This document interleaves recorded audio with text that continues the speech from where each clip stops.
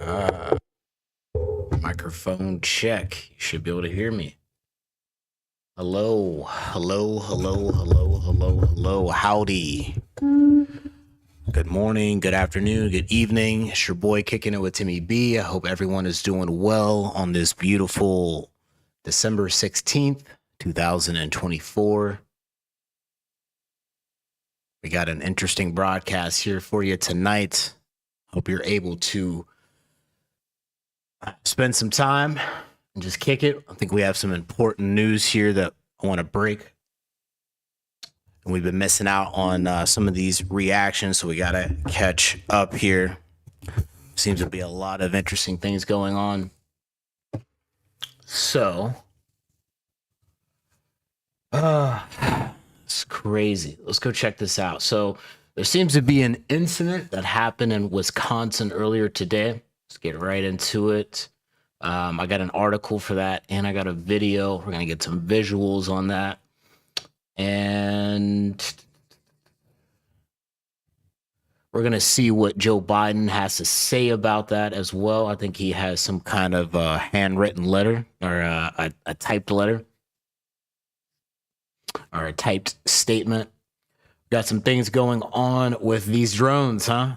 I keep hearing about these drones, huh? I'm gonna go through like chronological order some of the information that we were hearing about these drones, as well as what President-elect Donald Trump has to say about what's going on with the drones, along with Representative Chris Smith of Manchester. He held a press conference with a bunch of the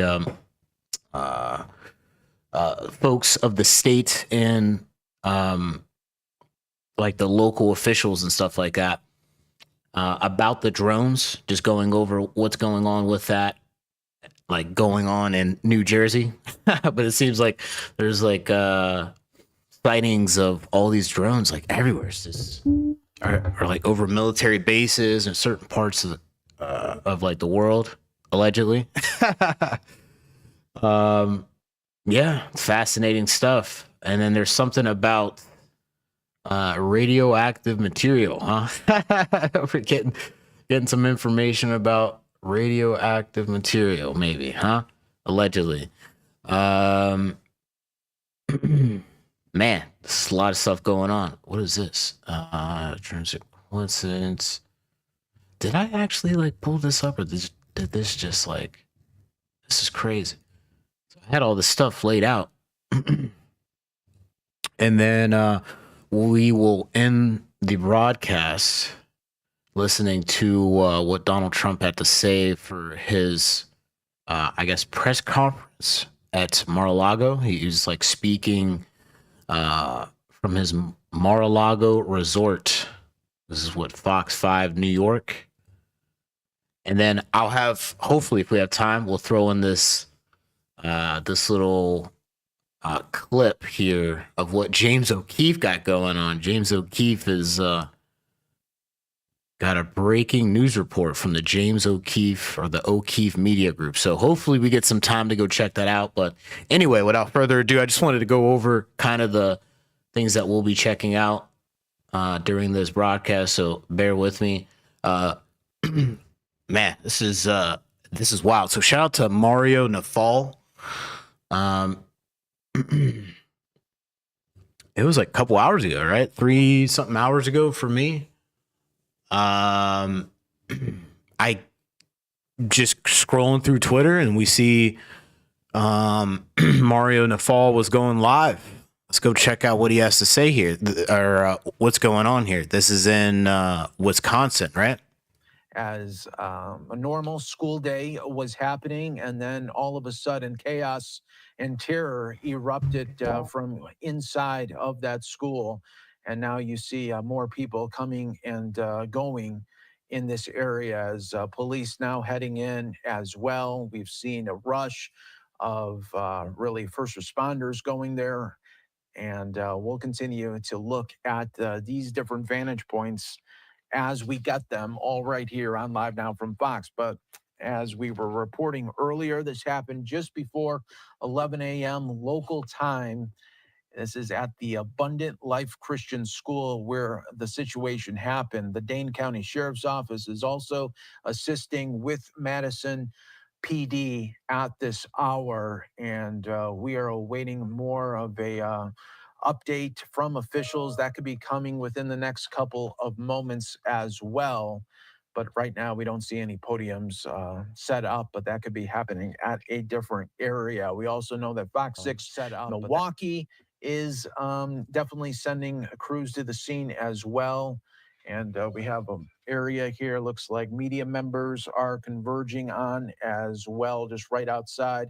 So this looks like where the news briefing will be happening near this gas station right now. So media members, they're all coming together. Looks like Fox 6 Milwaukee going back on the air. So let's take some of their coverage right now as they continue to update of the shooting at a Madison school right here on Live Now. Any moment now. As soon as that starts from Madison, we will take you there live. But we're giving you a live picture from Madison right now. This is a staging area, as you can see, near a gas station, a quick trip there for when Madison police will give us an update on this. Here is what we know right now. Just before 11:30 this morning, reports first came in of a shooting at Abundant Life Christian School. This is a small private school on the east side of Madison. It serves students anywhere from kindergarten through high school. And later on, we got an update from Madison police saying there were multiple reports of injuries from this shooting at the school. That's as much as we know at this point, as we've heard from parents at the scene that they were trying to get updates on where their students and children were taken to from this school, both evacuated and sheltering in place there. And we are hoping to learn more from the chief of police in Madison, again, once that press conference starts any moment now. But what we know at this time in the state capitol, there are multiple reports of injuries after a school shooting. Let's take you there now to a live feed at the school. We are working both with our crews on their way to Madison, our reporting partners at different stations in the state capitol as well. And you can see in this live picture from Madison just the sheer amount of police vehicles that responded to this. If folks are familiar with the state capitol, this is on the east side of town. Again, Abundant Life Christian School on Buckeye Road there. It's actually east of Lake Monona, so not near the UW campus or the downtown state capitol complex, but instead on the east side, it's just south of the main interchange from I-94 and Interstate 90 there in Madison. And again, all we have heard at this point are that there were multiple injuries reported from this school, Abundant Life Christian School. As we are learning more, another just kind of sign of the times as we are so close to the holiday season here, just 9 days before the Christmas holiday, this Christian school held their Christmas concert just last Thursday. So you go from traditions and holidays and the joy of the season to what the parents and students and staff are experiencing now this morning into afternoon in Madison. To reset, this is again a small Okay. Just wanted to get a glimpse of that. This situation seems to have been resolved now, but this was earlier today. They're still trying to figure everything out, obviously, but the person of interest who's doing all this is not here anymore. So, and there seems to be 3 people who have had their lives taken. There's like others injured. Let's hear what this law enforcement officer has to say here. No people in Madison, no people, either friends or family in the area, and certainly would want to relay that information also. This, again, just happened within the last hour or so. Our first reports came just before 11:30, as you see on the right side of your screen there. That is the chief of police for the Madison Police Department, Sean Barnes, who is expected to give us the update on this school shooting at Abundant Life Christian School. As he gets briefed by his staff and approaches the cameras, we will take this live now. This is where I start, and I say thank you for coming and talk about how important the media is to our community. But the truth is, today is a sad, sad day, not only for Madison, but for our entire country, where yet another police chief is doing a press conference to speak about violence in our community, specifically in one of the places that's most sacred to me as someone who loves education and to someone in schools. So I'm gonna tell you what I know. I'll answer any questions that I can. There'll be a secondary briefing that our PIO will let you know about, okay? Around 10:57 a.m., our officers were responding to a call of an active shooter at the Abundant Life Christian School here in Madison. When officers arrived, they found multiple victims suffering from gunshot wounds. We train on this This is wild. almost quarterly. The last time we trained on this as commanders was approximately 2 weeks ago. The protocols are simple. Stop the killing, stop the dying, find out who's doing this. And the officers did that, and they did that adamantly. We had officers from around the county and around the state that came in support of this particular incident. Officers located a juvenile who they believe was responsible for this deceased in the building. Additionally, the officers began administering life-saving efforts to anyone who was wounded and making sure that those persons were transported. Throughout this, he drops it is a student it's a student at that at this Christian school who is the one that caused all this. This is so tragic. Let's continue. What we know is that a total of about 7 persons were transported from the scene to area hospitals for treatment. We know that at least 3 people have lost their lives, including the juvenile person. I don't have any other information about those persons who have lost their lives, and I'm not going to release that until we have, of course, spoken with family members and ensuring that they are fully aware of this tragic, tragic scene that occurred today. I want to thank all of the law enforcement partners and community members that came out to help, our friends at the ATF. I've gotten calls from my friends at the FBI, the State Patrol, the Sheriff's Office, Monona Police Department, our fire department. It goes on and on and on. Because this is something that we all prepare for, but we hope we never have to do. As you can see, we have a unification center that was immediately set up where parents and guardians and loved ones and grandparents wanted to get information about their loved ones, and we wanted to make sure that they were unified immediately. So we were doing more than one thing at one time. We're still going through methodically clearing that school, clearing every vehicle, and making certain that there's no other threats to this community, which we believe there are none. We immediately alerted our mayor's office, and I've been on the phone with her and her office constantly. We also alerted Madison schools. We put the schools on lockdown, but there's no threats to MMSD schools at this time. But we wanted to make sure that we did our due diligence in this particular case. Again, we're still going through collecting evidence, collecting information, making sure that our community is safe from what is a sad day for our community and for our country. And we have to do a little bit better. I don't have all the answers that you want right now, but I will tell you this: we have some of the best officers in the entire country. Our detectives are amazing. We're going to go and work hard and go through this scene so that we can piece together what exactly happened. Again, there'll be another briefing in about 2 hours, and if I have additional information, I will certainly let you know what that information is. Again, around 10:57 a.m., officers responded to an active shooter. They responded per our protocol. They found the person who they believe was responsible, who was down, deceased. We know that it's juvenile. We know that there are other persons who have lost their lives. We know that we've transported about 7 people after giving them life-saving measures. It's important to notice, too, that about 3 miles from here is our training center. Today, our special event team medics were in training. And so they got to practice in real time.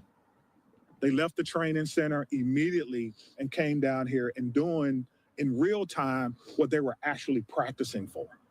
And that's why training is so important and making sure that we can provide the best possible training and the best possible response for our community members. Well, that's very unfortunate. It's such a tragedy. Shout out to this police chief. This gentleman, I thought, gave a very clear and concise briefing for the time being on that information that he was able to give at that time without giving away the names of these folks and not informing their families. That's very respectful of this gentleman. Shout out to Mario Nafal for sharing that. I'm going to leave the link for this video in the description below. We had to begin with that because I felt that was very important. And as soon as I heard that, I felt I didn't feel too good from that. But I do want to correct myself. This still is an ongoing investigation. I hope they figure out what's going on. I hope we figure out more about what's going on, and so we can work on preventing these situations from occurring. So, real quick, I have CNN here, and this was like 7 hours ago.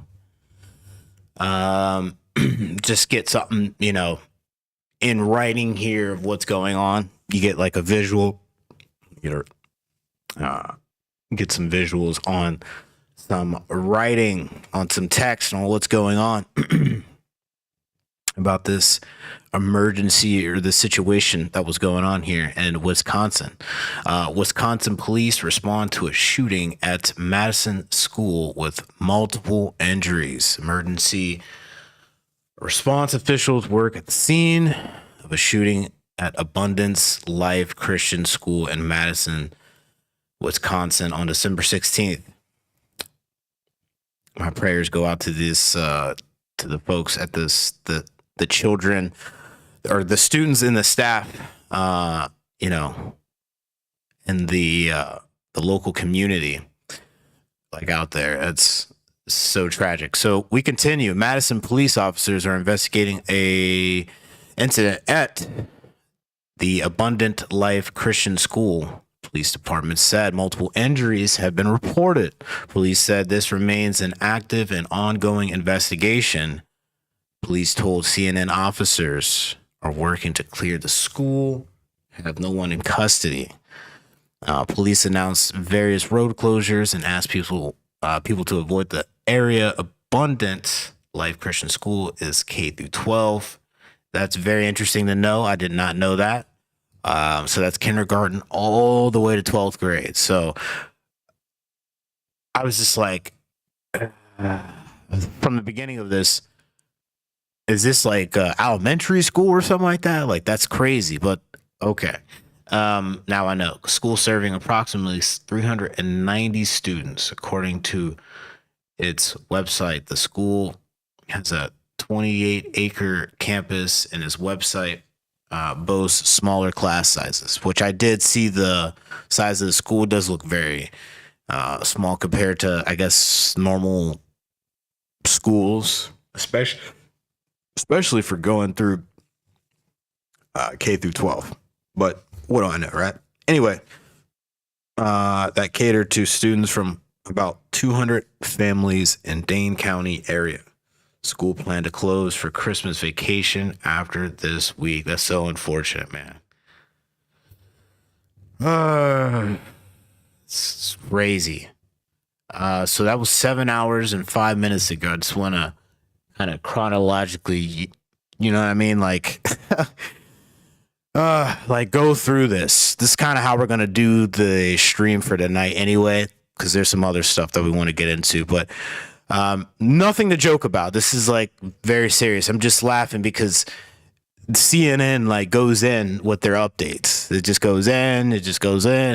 Cool that we could be updated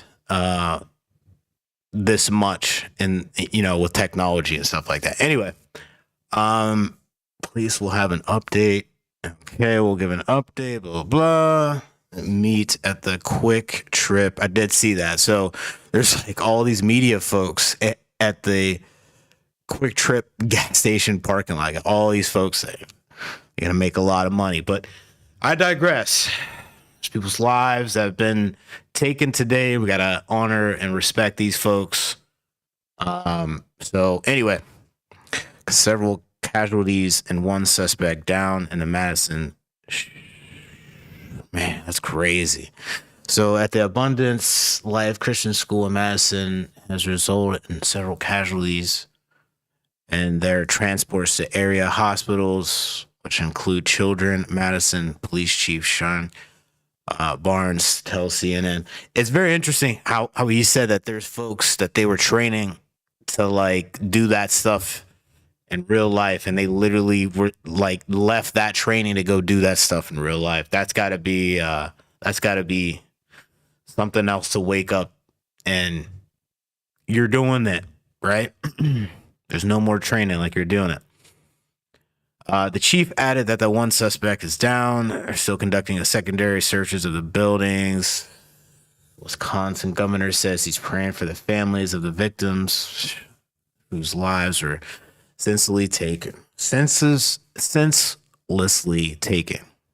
I apologize. Wisconsin Governor Tony Evers said that there are no words to describe the devastation and heartbreak after a deadly incident at the Madison School on Monday. I have to watch how we say things here, man, because YouTube does not like that at all. Trust me, I'm not trying to be like that. But I want to stay within the terms of service here. So anyway, I don't need anybody sending me any emails. Madison Police Chief, today is sad day. No other threats. It's good. No other threats. Currently not saying if there's victims or students. It's very interesting. So they're declining to provide details about the people who were taken, blah, blah, citing that they need to contact the victims' families before releasing details. I'm not going to give out any information. We did hear that in the video. And then I did have this up here. I should probably pull that up. Let me see. Let's see if I have that here. Is that Mario in the Fall? It is. We can read it here, and then we'll kind of speed this up here because I want to get to the conclusion here because it's like 6:30. It's a couple hours or something on the East Coast right now, or in the Midwest, whatever. So we want to see what's it looking like now that the sun is down here. What's the conclusion? And then we can get some information throughout the coming days and weeks and months, I'm sure. And the person who did this is not alive. So who's going to be, someone needs to go be charged. Someone should be held accountable for this. Anyway, President Biden has been briefed on the Madison, Wisconsin school incident. A White House spokesperson said the president has been briefed on the school incident in Madison, Wisconsin. Senior White House officials are in touch with local counterparts in Madison to provide support as needed. Senior Deputy Press Secretary Emily Simmons. School asked for their prayers. Absolutely. My prayers and support to the school and the families and the victims suffering from that terrible incident today. Medics for training nearby said that or heard that. Suspect found and is believed to be a student. Interesting. Lawmakers from Wisconsin reacted. School.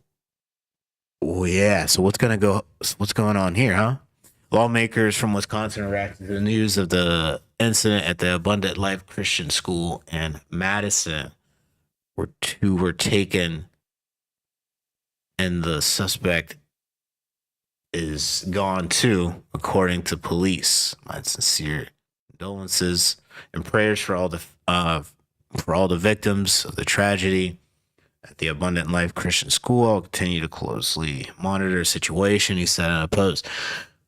Looks like this looks like there's a lot of support going out to these situations now, which is good to see. I'm not even gonna lie. It's so unfortunate that but I mean, you got to come together in times like this. But it's good to see this support for stuff like this. So tragic, man. I've been briefed on the okay. This is Senator Tammy Baldwin and Representative Mark Pocan. Gone, at least 2 taken out, or 2 lives taken. It's ever-solving situation. There's a lot of work to have to be done. The ATF is on the scene. Oh, man. It's running a trace on the firearm. Okay. Now we're getting some information here. And then we'll try to figure out where it came from. Yeah, right. Because, how did this student purchase this firearm? We'll just put it that way. All right. It's K through 12. How are you able to? I don't know what the laws are up there in Wisconsin, but definitely something to look into, right? Definitely something to look into. Let's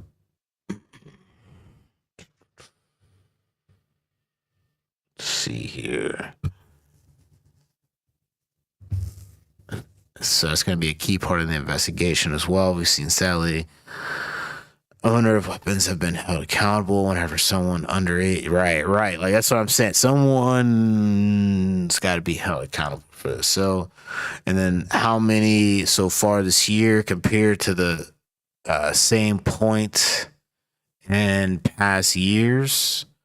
So as of December 16th, the 351st day of the year, there have been 83, man, that's crazy, school shootings in the United States in 2024. That's crazy.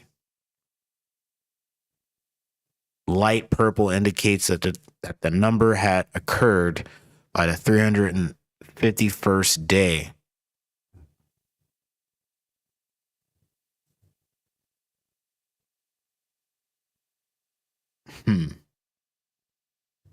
Note, CNN reviewed incidents reported by Gun Violence Archive, Everytown, and Education Week. The source is CNN school incidents here. Database. Graphics, Alex Leeds, Matthews, CNN. Okay. Mass in at least the 83rd of 2024. Didn't know that. Used a 9mm. Law enforcement says suspected person in this situation was a student at Abundant Life. Okay, a teacher and a student were victims of the incident. Wow, that's very unfortunate.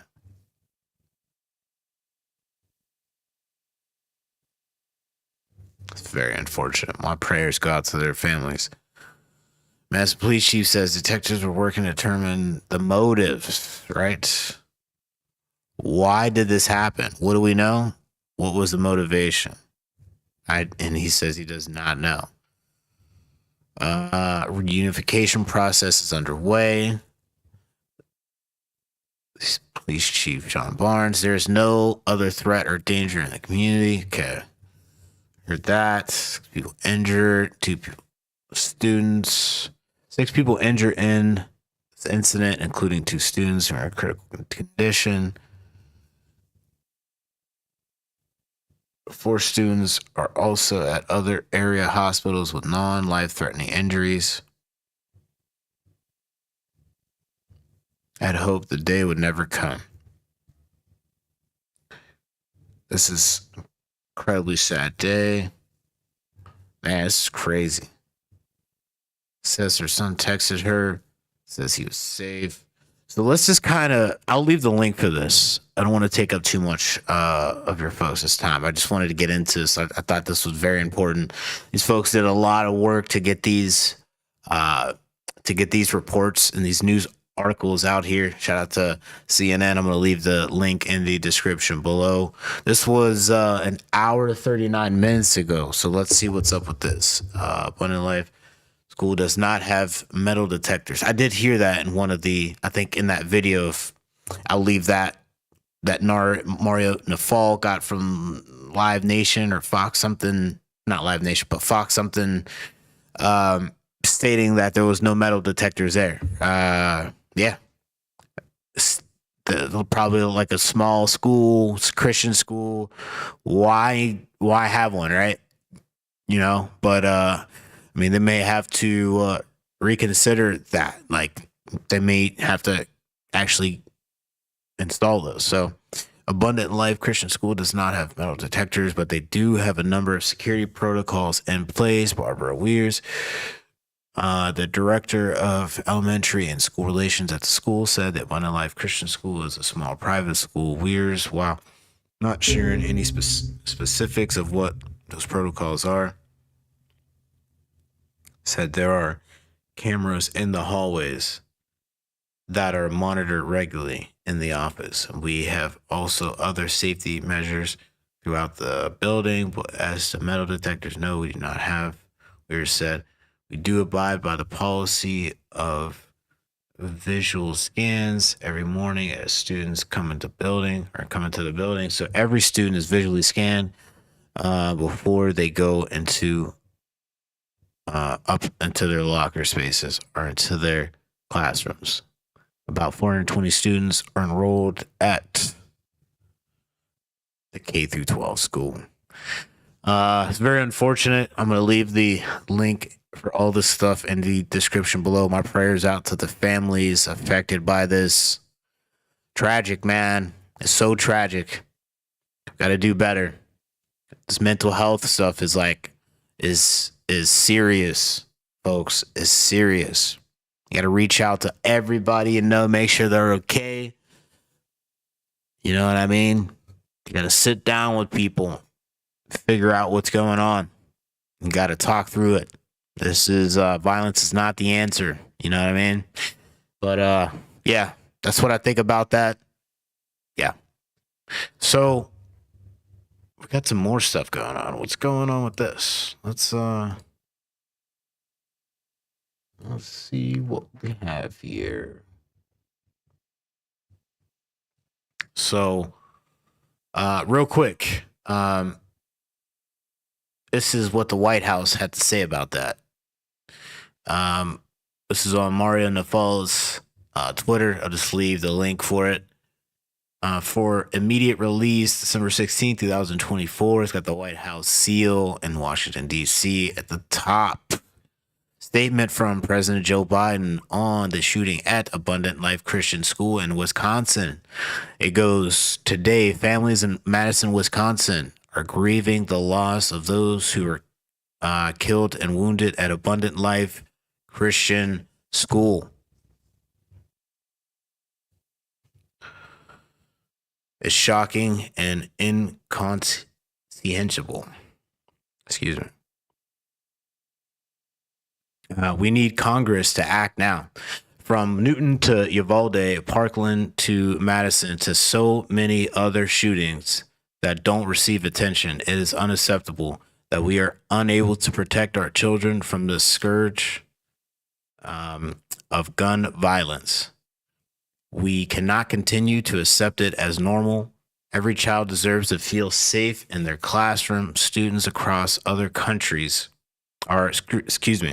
students across our country should be learning how to read and write, not having to learn how to duck and cover.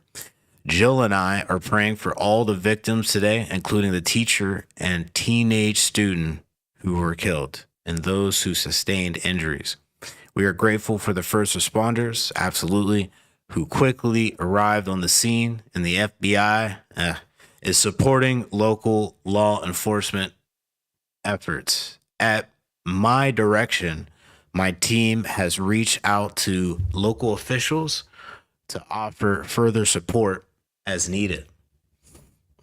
My administration has taken aggressive action to combat gun violence, the gun violence epidemic, we passed the most significant gun safety legislation in nearly 30 years, and I've taken more executive action to reduce gun violence than any other president in history. And I created the first ever White House office gun violence prevention, but more is needed. Congress must pass common sense gun safety laws, universal background checks, a national red flag law, a ban on assault weapons and high capacity magazines.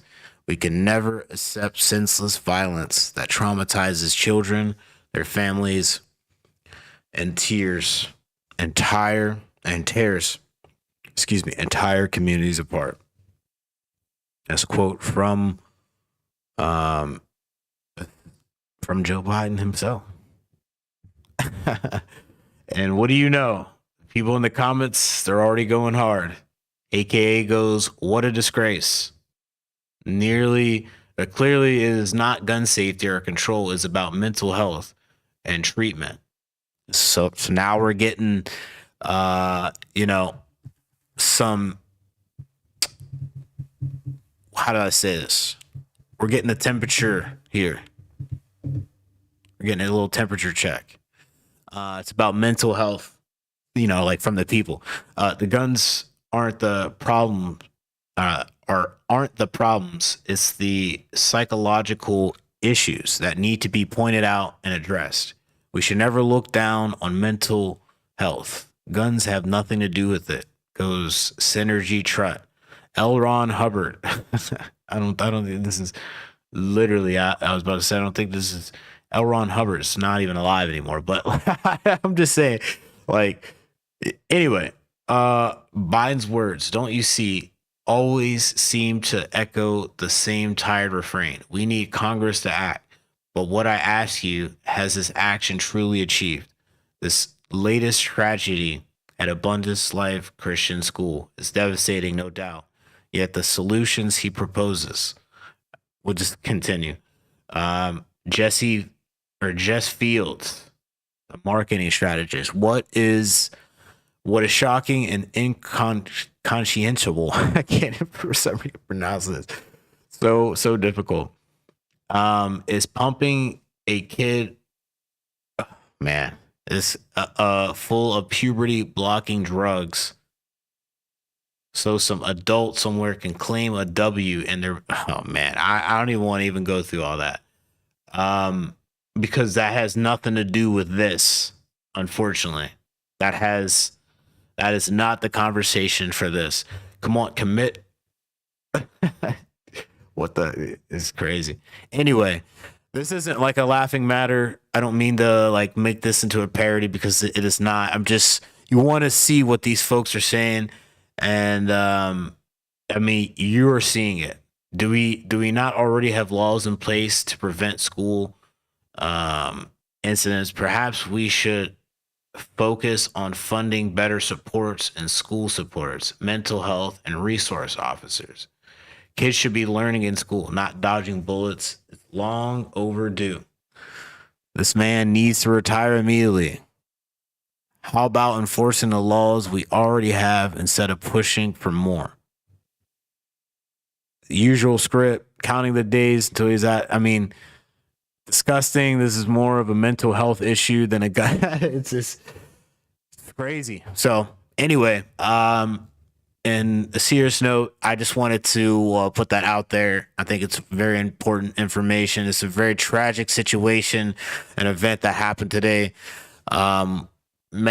Once again, we got to do better, folks. We got to do better. especially children are important. They are our future. We got to take care of them, and we got to do better. We got to protect them way better than what we're doing right now. And that, I think personally, we just got to start with the mental health. We got to start there, and from there, man, it's a whole journey. It's gonna be. It's your boy kicking it with Timmy B. All right, so I've been getting a lot of I guess visuals on. There is a lot of media coverage on these drones, huh? A lot of media coverage on these drones. Fox News here, Laura Faulkner, had some conversation with some congressmen. I think who this person was, not this person here, but the person she's going to be talking with later on in this video about why there were drones that were coming from the sea or from the ocean flying into New Jersey, and it was Iran and a mothership or whatever. Well, that's not true, but we're gonna go through this in chronological order of how I seen like my experience so far with this drone stuff. I live out in the middle. I live in the Southwest, and if you go out away from the city, you could see like so many stars, so much, because there's not a lot of light pollution, and there's so much stuff that you can see. Your eyes can play tricks on you. You can see planes because there's a lot of planes that fly through. Just want to bring this up before we get into this. There's like a certain flight path planes take to get to this specific airport of the city that I live in, and you become accustomed to it just by being out here. The plane's just going to be going this way, and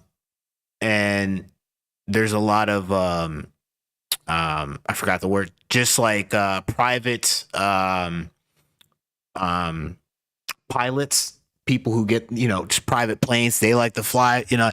There's always like stuff that someone's doing up there. Now these drones, though, it's a little bit different. Because there's a lot of private and government and like folks putting aircraft out there. So you just never know. Now they're doing it at night. It becomes a little iffy. It's like, what's going on? So I just kind of wanted to just bring that down there, or just put that out there before we get into this. But let's go check this out. Objects in the sky that are the size of an SUV over any city, over any state. It's an invasion of our airspace. In focus now, Republican Congressman Jeff Van Drew of New Jersey, member of the House Judiciary Committee on the Hill right now. How do you address this at this point? Well, here's the real deal, Harris. I'm also on the Transportation Committee, on the Aviation Subcommittee, and I've gotten to know people. And from very high sources, very qualified sources, very responsible sources, I'm going to tell you the real deal. Iran launched a mothership probably about a month ago that contains these drones. That mothership is off. I'm going to tell you the deal. It's off the East Coast of the United States of America. Okay. They've launched drones. Is everything that we can see or hear. And again, these are from high sources. I don't say this lightly. Now, we know there was a probability.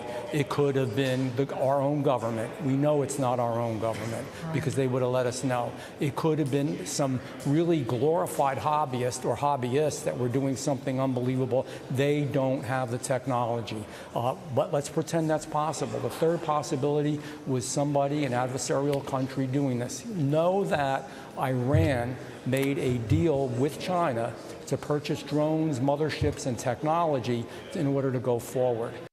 Which I will say, what what is that country buying? Like, I don't really care, but it would be nice to know if these people actually are buying this technology. Not to say that, you know, these drones are their technology, but it would be very interesting to know if these people are investing into that R&D to get better ships, to get better drones, and then to be able to put those together. And then, you know, it would just be interesting to know if they have that capability. I mean, who are we to, like, I don't know. I just wanted to, you know, kind of throw that out there, but I'm not saying this is what's going on, but really, can these people actually invest and say, hey, other country, I'll pay you this. Will you give us this? You know what I mean? That's all I'll say about that. Let's continue. The sources I have are good. They can't reveal who they are because they are speaking to me in confidentiality. Of course, these drones should be confidentiality. shot down. Whether it was some crazy hobbyist that we can't imagine, or whether it is. I don't want anybody doing that. Yeah, don't do that. Please don't be doing that, because that is illegal to be putting live rounds into the air, because, you know, they come back down. Somebody could get hurt or something could get damaged, but someone could get hurt. You don't want that to happen. Please don't do that. And then I don't want these things getting, you know, shot out of the sky by some Joe Schmo, and then it has whatever on it, and, you know, it hurts people. Like, we don't need that. Or lands on somebody. We don't need that. Iran, and I think it very possibly could be, they should be shot down. We are not getting the full deal, and the military is on alert with this. This guy's going hard. You've given us. Who are these insiders, like, really telling him about this? This guy's a congressman, right? It just leaves you questioning, what kind of information is this dude giving or getting? And, like, man, he needs to be looking at his sources, right? Pretty dire information just here, and I want to make sure that our viewers are digesting this. Iran has the capability to pull up along our eastern seaboard and launch drones the size of an SUV into the skies of several states, particularly New Jersey, where we know the incoming president has a large home. Also in the same county or nearby where some of these drones in New Jersey have been seen. That capability exists. It's possible some of those drones are here. So I have two questions. How are they fueling them? They have to land somewhere. Drones don't fly forever. Why don't they close down the airspace? Yes, it's inconvenient. Yes, it's the holidays. Shut it down. But if you start shooting things and you don't know how they're fueled, that's going to be mass explosions. This isn't like one spy balloon. Explosions. Congressman, this is serious. Shout out to Laura Faulkner. I'm going to leave the link for this in the description below. Oh, man, it's crazy. It is crazy. Oh, man. I'm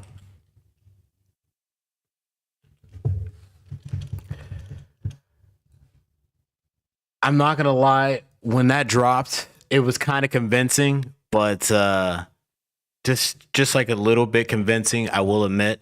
But I'm glad that there's a lot more sensible, incredible people out there to kind of put the audience, to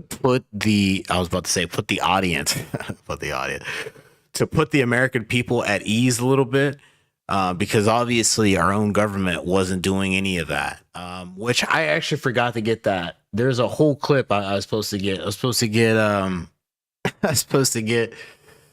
a clip of what's that guy? Secretary Mayorkas, the guy of Homeland Security, the director of Homeland Security or whatever. I was supposed to get him going on, but you know what? I'll have that. I'll have that for the video that we're gonna do tomorrow about George Stephanopoulos. I wish I could put that on here, but I don't mean to get off. Of course.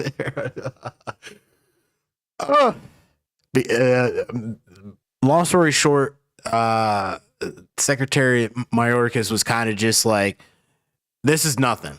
It's like what you guys are seeing, it's nothing. Don't worry about it. But it seems like everybody, the American people, there's like congressmen, there's House reps, there's governors, there's mayors, all kinds of folks are like, what's going on here? Shout out to Mario Nafal. He's got this video here as it goes or excuse me, this isn't Mario Nafal, this is Colin Rugg. Excuse me. Shout out to Colin Rugg. He has this video. It goes, News Nation reporter says his entire view of the New Jersey drones has changed after he witnessed 50 of them flying from the ocean. So here is a video of him going over it. Let's go check it out. Hi, Elizabeth. Well, I got to be honest here. You know, when this story first came out a few weeks ago, as a resident of New Jersey, as a journalist, I didn't pay it much credence. I thought it would turn out to be a bunch of pranksters and this would all be over by now. The experience I had last night, however, changed the way I feel about this story completely. What I saw was more sophisticated than I ever imagined. Take a look. 1, 2, 3, 4, 5, at least 5 lights, 6 lights. I didn't believe what I was seeing. But what was I seeing? We're here in Central Jersey. You can hear it, the buzzing, bzz, like that's not like a plane. That is definitely a drone right there for sure. You can hear the bzz. That for sure is a drone. A lot of this stuff I'm just seeing for the first time. I really didn't want to watch anything because I wanted to do this for my show, for the show here, to share it with you folks. This has been going on for like the past week. It's just nonstop people posting videos. I have done my best not to see like too many of them. I've probably seen like 1 or 2 just to get like an observation of like, yeah, okay, there is an issue with this drone stuff, but really we're about to get a little into this. I'm just seeing this stuff for the first time. I've been looking for the past hour. I think we've seen about 40 or 50 of these drones. In fact, there's one over my shoulder right there. What? One after another, these drones appeared in the night sky. If you look real close, they look like fixed-wing aircraft, about 8 to 10 feet wide, colorful, white blinking lights. That is not a plane. Definitely not an airplane, but what was it? Hours earlier, I was invited to join the Ocean County Sheriff Department. They launched their own drones to see if they could intercept the mysterious aircraft New Jersey residents have been reporting in recent weeks. The department says these mystery drones evade detection because they don't give off heat like regular drones. That's Why do you think crazy. that is? We don't know. It's just something that we haven't, it's not something that we've had our hands on. It's not something that we've experienced. Something they hadn't experienced until now. One of their officers called 911 after seeing 50 of them come off the ocean. Shout out to News Nation. They said 50 of them. That's crazy. Hey, yo. Advise everyone they contact. These are law enforcement people. This isn't just no ordinary Joe Schmo. Hey, what do you think is going on? Hey, yeah, it's just it's like, yo, these are professional people. They like help people to like, they do this. Like that's my buddy Much would say. They do this. They be helping people. So I think some of these folks are, what they're saying has got to be credible. Like they're seeing something, right? They're definitely seeing these drones. It's just, who are they from? Who's piloting them? You know what I mean? Why are they there? What are they looking for? With that officer that there were 50 that came off the ocean. 50? 50. That was my reaction also. 50. There were 50 that were coming off the ocean. And this is a sworn officer. A sworn officer, yes. We contacted state police, we contacted the FBI, we contacted the Coast Guard, at which point the Coast Guard went out with their boat and they reported seeing 13 following their boat. And then the Coast Guard also 15. advised that they... These are following military boats. This is a sheriff saying this. I mean, saying that there's drones following. Like, is the military boat, were they rolling? Was the drone? See, like, the context is much needed. Was the drones rolling with the boat, or was the drones like, was the drone following the boat, as in you're following it as they're well aware that this boat is here, the boat is well aware that the drones are there, and they're all in cooperation to go move in a certain direction? Or is it the boat's here and then the drone is just like, I wouldn't say miles away, but it's like it's pretty close, but it's staying like so far, like at a distance where it's surveilling the boat? Like there is so the context is needed for They this. went over them about 300 feet and had a wingspan of about 8 feet. I see one right here. Did I see the same thing that officer saw? I'm still not sure. What I can show you is this video. What I can tell you is I've never seen anything like it before. Wow. And It's crazy. It's crazy. I'm gonna leave the link for this. Shout out to Colin Rugg. Yeah, this drone stuff's getting a little crazy, right? So we have here, if you're enjoying any of this content, please consider hitting the like, share, and the subscribe button. Would deeply appreciate it. So I have a post by Dusty here on Twitter, now known as X. Shout out to Elon Musk. Says John Ferguson, president / chairman of the board at Saxon Aerospace LLC, gives his take on the U.S. drone situation unfolding. In the video clip one, John goes over a conversation that he had who attempted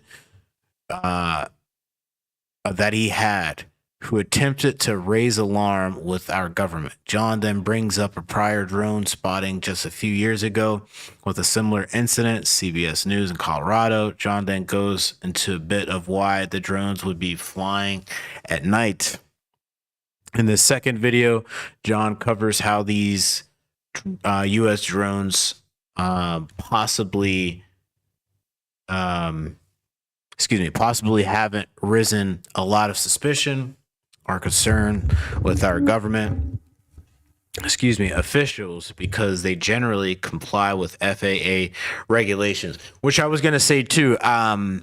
Through all the stuff that you're seeing with those lights, if you look at a regular commercial airliner, or like a regular aircraft, I don't know the percentage, but I think a good majority of those aircraft that you're seeing up there, they have a green and red light, and it's usually like, I don't know how they switch it up. I think it's like the green. Like we could look it up, but just for you folks, to do your own due diligence. If you look this up, or if you go outside and look at an actual real plane flying over, they have green and red lights. Those green and red lights are within the FAA regulations. The FAA regulated these folks to say, hey, you need those to let other aircraft know that you're in the area so you don't fly into each other. That's why they have lights on like buildings and towers and stuff like that. So and like the certain like power lines or whatever, so people know that are like flying these aircraft, drones or unmanned or whatever, that they don't fly into this stuff. And you're seeing with these videos that these people have the green and red lights. That means that's not an enemy. An enemy wouldn't abide by FAA regulations, right? Like they wouldn't care about that. They would just turn all that stuff off, and they would roll up and then, do what they need to do. It's very interesting. John Ferguson then goes over how these drones are able to possibly go to a distance based off of how their communications are set up, which is very interesting. I think, based off of what he was saying, is like the drones get together with a bunch of other drones together, and they form a network that they can survive off of without being on their main network. They can set up their own network, and as long as they're within a certain distance, they can maneuver and do all. It's fascinating stuff, man. It's fascinating stuff. I can't believe that like drone technology has gotten to where it is now because I mean I can because just the ingenuity of these engineers out here out of humans, out of mankind is just astounding. But I digress. We go back into this. John Ferguson, I kind of just wanted to just go over the lights thing. John Ferguson then goes over how way these drones are able to, or it's supposed to be how the way these drones are able to possibly go to a distance based off of how their communications are set up. Finally, in this very last clip, John shows the thermal imaging from one of his drones and also shows the view of what drones are seeing. At the end of the video, John covers a few exclusive points on the drones. While the drones are flying at night, the use of thermal imaging and how it's used and excuse me, I have to pause and break like normal, like, like you're supposed to. And lastly, the communication of the drones, how they are wired or designed to go whatever distance. So we're not going to watch the whole thing. We're going to watch a little bit of the first part, and then we'll watch like tiny segments from these second and third parts, hopefully. But yeah, shout out to John Ferguson. I'll leave the link for this, and shout out to Dusty. See what they have to say. My name is John Ferguson. I'm the CEO of Saxon Aerospace here in Wichita, Kansas. I'm not normally a TikTok kind of a guy. I like watching this stuff every once in a while. But I'm a manufacturer of unmanned aircraft, military grade unmanned aircraft, as you can see one of my systems here. There's all of these mysterious drones going on off the East Coast, and as a professional, as a subject matter expert, I wanted to give you all my opinion on what I think could be going on with these drones. I don't particularly believe that these have a nefarious intent. I could be wrong, but I want to give you the truth and what I believe. It's my own opinion, and I've not bounced this off of anybody. So, if you think it's bullshit, whatever, that's cool. I don't want to spread misinformation, as we know that there's a lot of that going around.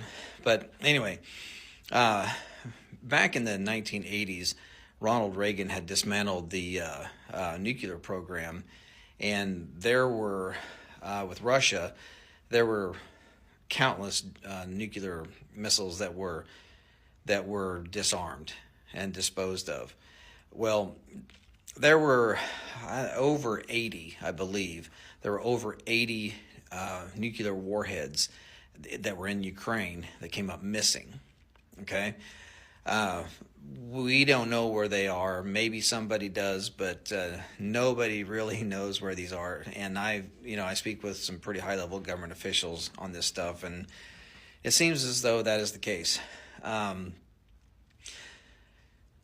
So I spoke to a gentleman a few months ago who was trying to raise an alarm to the highest levels of our government, which they had their ears closed, about this one particular nuclear warhead that he physically put his hands on. He physically touched this warhead that was left over from Ukraine. And he knew that thing was headed towards the United States. Okay? That is a very serious deal. And everyone knows that the United States government, this administration, is pushing to get into a war with Russia. We all know that. We all feel it. We all see it. Okay? Well, back up a few years. Do y'all remember when those drones were mysteriously flying across the Interstate 70 corridor from Colorado up into Nebraska, down here into Kansas, and out into Missouri? Well, it was believed that those drones were looking for radioactive material because there had been some material that came up missing here in the United States, and they felt like it was high probability that the nuclear or the radioactive material would be taken along the Interstate 70 corridor heading east or west or south. So, from what we understand, they were out there trying to find this radioactive material.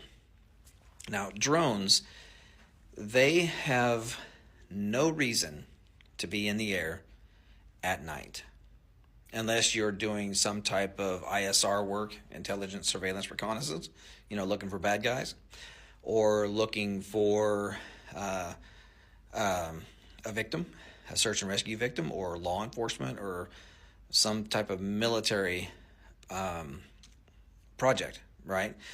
There's no reason for a drone to be flying at night, really, okay? Because they don't see shit. So, unless you have thermal optics, drones really don't see stuff. You need to do mapping during the day. If you're going to do farming stuff, mostly do it during the day. The only reason why you would ever fly an aircraft, an unmanned aircraft at night, is if you're looking for something, whether it be a person or trying to smell gas. We have methane gas detection systems that can detect gas leaks in pipelines. You really wouldn't use thermal optics for trying to find gas leaks, just simply because the only way you're actually going to find a gas leak with thermal optics is if the gas leak is aggressive enough that it has a difference in temperature. Because thermal imaging, it creates a digital image based off of the temperature variance. So whatever is different in temperature, it creates an image. Usually gas leaks so slow that it goes quickly into ambient before you can even see it. So we have special sensors that can detect gas leaks. We also have special sensors that can detect radioactive material. So with this gentleman that I had spoken with, who was trying to raise the alarm to try to get somebody in the government to say, hey, we need to work together to go try to find this nuclear warhead, none of that ever happened. They knew that warhead was on its way to the United States. That's all that ever came of it. Nothing ever happened. This government did not do anything at all to help this gentleman raise the alarm and raise awareness that there is a very deadly weapon on its way to the United States. It's out there. Nobody knows where it's at now. It left Europe. Now it's gone. So my own guess, is that these drones are not nefarious in intent. If they are, they are, but I doubt it. But if they are drones, the only reason why they would be flying and flying that looking low for something, huh? is because they're trying to smell something on the ground. Interesting. That's it. There's no other reason for a drone to be flying in the air other than to piss a bunch of people off at night. That's it. So, my belief is they're trying to smell something on the ground. Gas leaks, radioactive material, whatever. Picking up on... I'm going to rain check on these two here. Shout out to John Ferguson. What he had just said something I was going to comment on. Them operating at nights. I mean, there was something that he just said it. That there is... Oh yeah. I don't really believe. I mean, I don't know. It's just I don't know. We don't have we don't have too much information, but I think this is kind of the right direction that folks do need to be realistically going into, like that mindset. Whether it's a for real operation or if it's like maybe they're training or whatever, but realistically, that sounds legit though. But I'm not saying that is what's going on. But I do want to say what he did bring up, I find fascinating, is that during the what did he say? Like the 80s was the dismantling of the Ukrainian nuclear like program or something like that, where they just disarmed. And gave away their nukes, or the United States took it. Like, there's a whole thing. Like, I might have to do a video on that just because of this situation, because like that leads down a whole other rabbit hole. But that whole point is what he brought up is that if Ukraine was disarmed of these nukes, where did they go? And it sounds like a lot of them didn't go to where they needed to go. I mean, I'm not a conspiracy. I'm not trying to make up one, but like, if you really put it all together, I mean, were they really disarmed? Who took them? When did they take them? And did they actually receive them? And if they didn't receive them, who has them? I mean, it's like these are all real questions here. Like real questions I have about this. Me personally, I don't really. I mean, it seems like everything that he's saying seems legit, but I don't know if that's what's going on right now with this. But I mean, that whole dismantling of the Ukrainian nuclear program. That leads me to believe, because there's a lot of shady people out there, like, and then the nuclear, like, armed race and everything like that, like, you know, that happened so long ago. Like, these folks will do anything, man. This is just me rattling this stuff out. These folks will do anything to get their hands on it.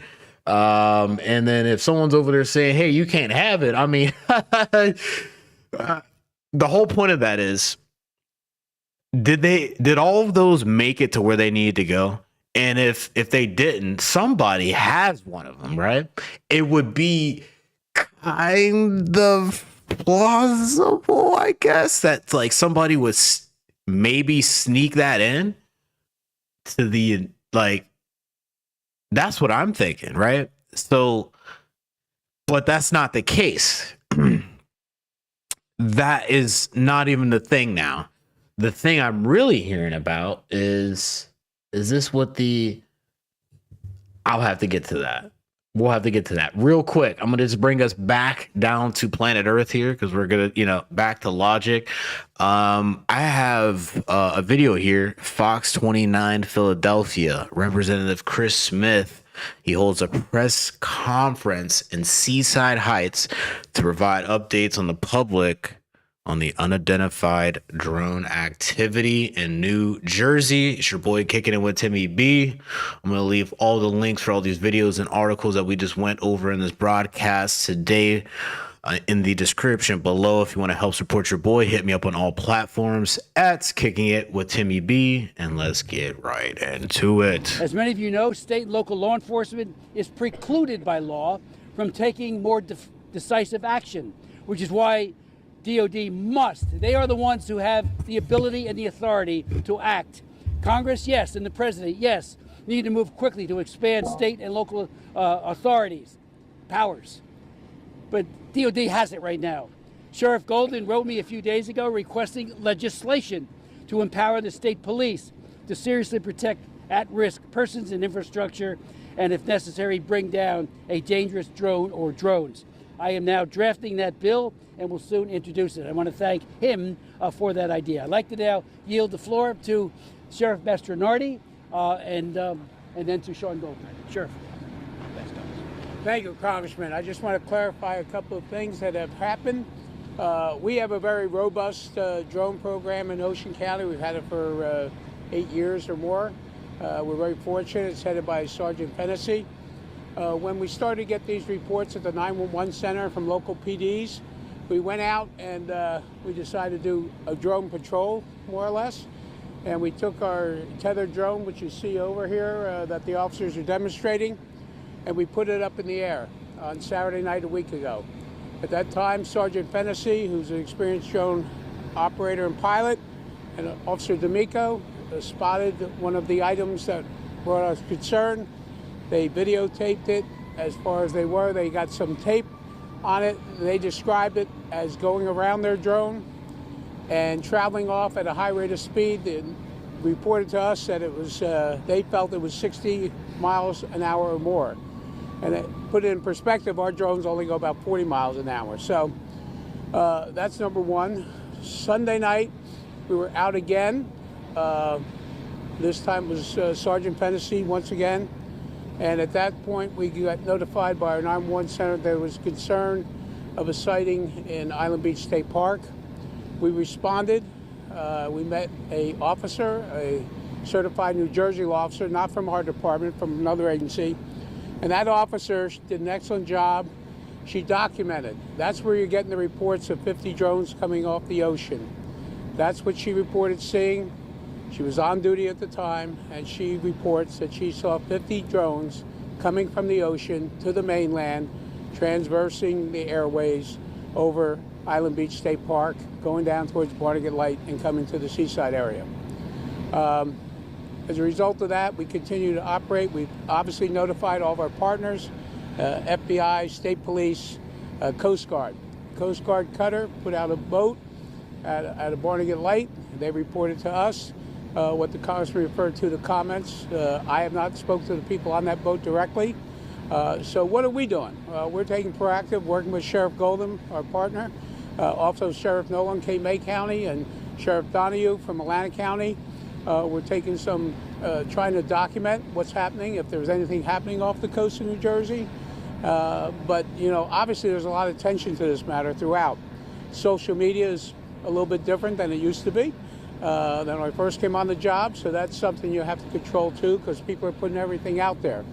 We were looking at the time that the Sergeant Fennessy reported seeing the drone. We have flight radar mapping capabilities, and we did not see anything on indicating it was a plane. We get numerous reports of planes. On the other side of the coin, we get people reporting drones when we look right at the radar and say, no, that's a plane going over your house. And then they want to argue with you and say, no, no, no. So just so you know, the flight path to JFK out here, what we see is that they're traveling about 18 to 20,000 feet in the air. And coming out of Newark, going south in the western part of the county, they're about the same, 18 to 20 going south. The ones coming from the islands that are going to land at Newark come over our county at about 6,000 feet. These drones are less than 1,000. So obviously they want us to know they're there. They put on their lights. So who it is, I wish I could tell you. We don't know. We keep telling, everybody says, well, it's the government. I don't know, but I think the government has a responsibility, in my opinion, that if it is them, just tell us and we'll be happy about it. But if it isn't, we got to get some answers. So we continue. We see a lot of activity out here. We see other agencies now paying attention to New Jersey, thanks to Congressman, his support.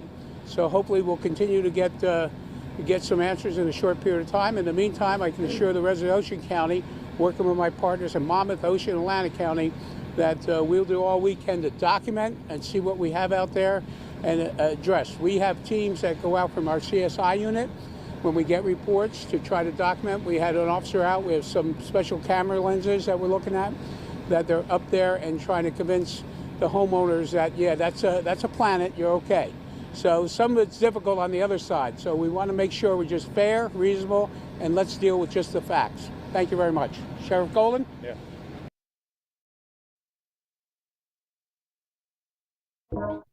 All right, folks, I just wanted to get a little bit of that information out there.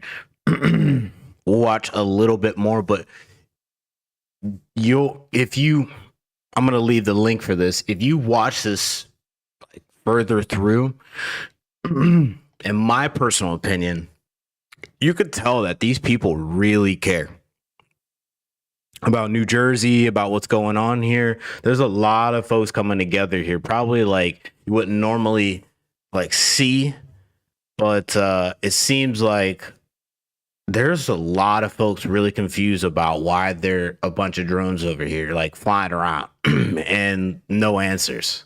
It's fascinating stuff. Thank you, Sheriff Mastronardi, and I want to thank Congressman Smith for your tireless effort. When your constituents have a problem in Monmouth and Ocean County, Congressman Smith is always there. And it seems like everyone congratulates Congressman Smith obviously he's the one that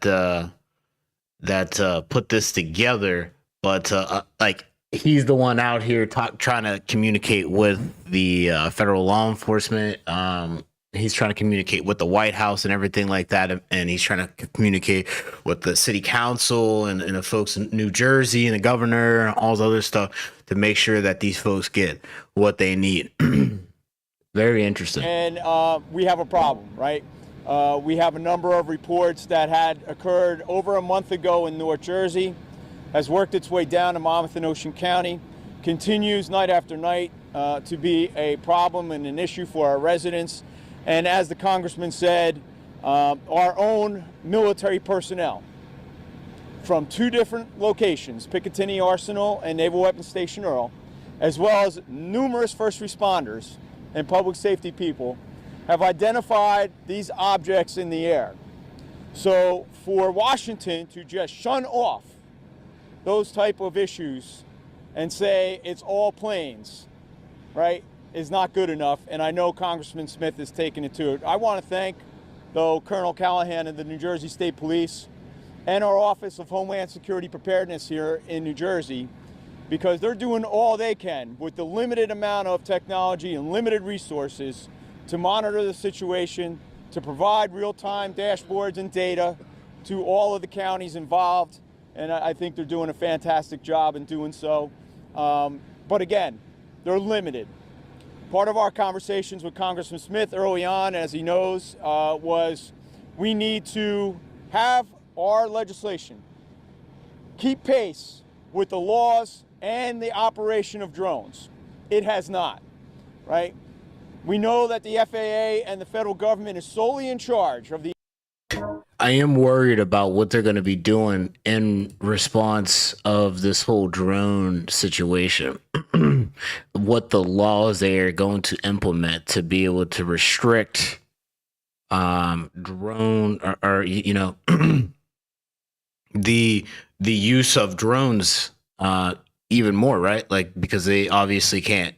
They have a system where if you go to certain places, it like already marks it on the map where you can't go there and everything like that, and the drone just knows you can't go there. So them making these laws and stuff like, or this situation seems like there's going to be a result of some laws being put into place for these people to make money and for them to restrict the freedoms of just normal folks using these drones. You know what I mean? or using drones, not those drones, but using or using just normal, drones. Very interesting. The airways and the drone operations as we see it today. We're calling upon Congress, and Congressman Smith is leading the way, to modify legislation so that not just 3 federal agencies are able to have drone detection and de-drone equipment, right? To be able to put that hands in the state policing units around the country. This is a national public safety and security issue, right? If they aren't foreign drones, then it is a state public safety issue. In order for the state to react, state policing units from around the country will need new technology to detect drones, recreational or commercial.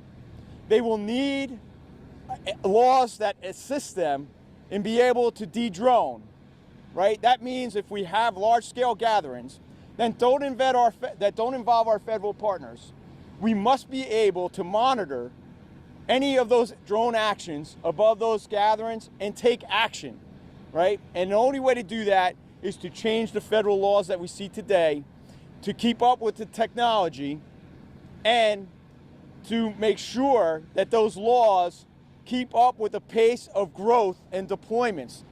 We have drone delivery systems going commercially. We see Amazon and Walmart, all of our corporations, right, expanding for drone technology. But what we don't see are the laws and rules and regulations to keep up with that. That's why in my letter transmitted to Congressman Smith, it had several points. One of those points in there, commercial or retail regulation, all have to show up on some type of map so that our first responders know that they're there. It It can't be voluntary. It can't be an app that, a private organization in Errorware has made up. It's very useful, it's good, but it's not coming off the FAA radar. So the FAA has to step up. They have to integrate that technology for drone detection into the FAA maps that we see today. Not only that, we have to continue and press upon the fact that our federal government right now, because of those laws, as Congressman knows, is the only way that we're going to get resolved to these issues today. They're the only ones that have the technology, they're the only ones that have the law, and they're the only ones that can come in here and identify the sources. Because again, at the state level, county and local, we don't have that tech, we don't have the authority to even take one of these down, right? And until that change happens in Congress, we rely on the federal government.